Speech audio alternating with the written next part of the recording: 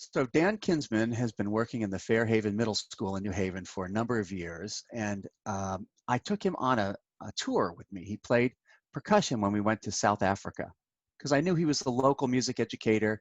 I needed a player, and he was really interested in kind of international music, but also the other world. Like South Africa was an interesting world. It ranged from Cape Town and Johannesburg to really poor townships. And Dan was fascinated by this. And indeed, he works in Fairhaven Middle School, which is a school that is made up of a largely immigrant population, whatever that means, an immigrant population. And in this case, it means an immigrant population, but also a very transient population. He has students that are at various stages of documentation, and some are in school for a week and then they move on. Some are in school for, and it's constantly shifting.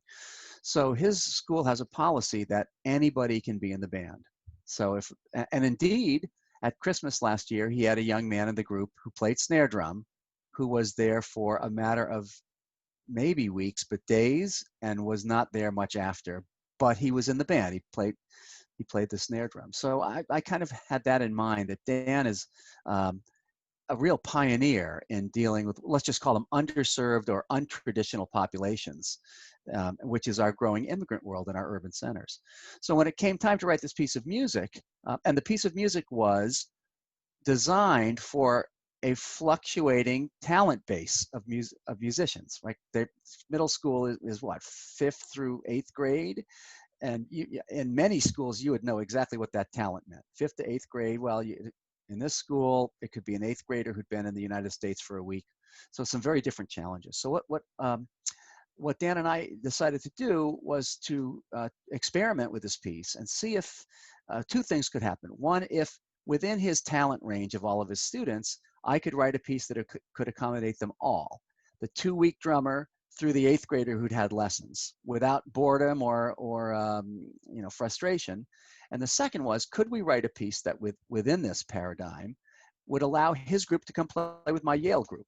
And again, if you think differentiation, skill levels of within the music, then my players could certainly accommodate them all, but his players could play their parts and join us and make a real contribution, not just play a part that my players are going to play over. And that's how the whole piece was set up.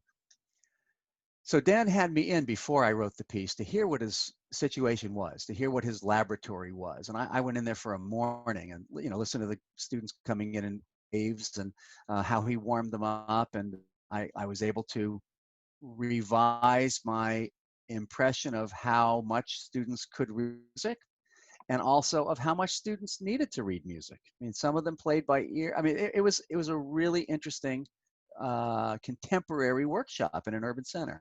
So I went in a couple of times, and I also had to convince them that I was worthy of their attention too. So I played them a number of my pieces. I played them Snakes, a piece that I'd written for middle school that involved aleatory about snakes, and they kind of loved it. And several of my rhythmic pieces. And I did something right on the spot. I had them all grab percussion instruments or clap and just do a little rhythm fugue, which they then said, all right, I think this guy's cool. I don't know if they thought I was cool, but I could tell they would try it. And Dan backed that up as well.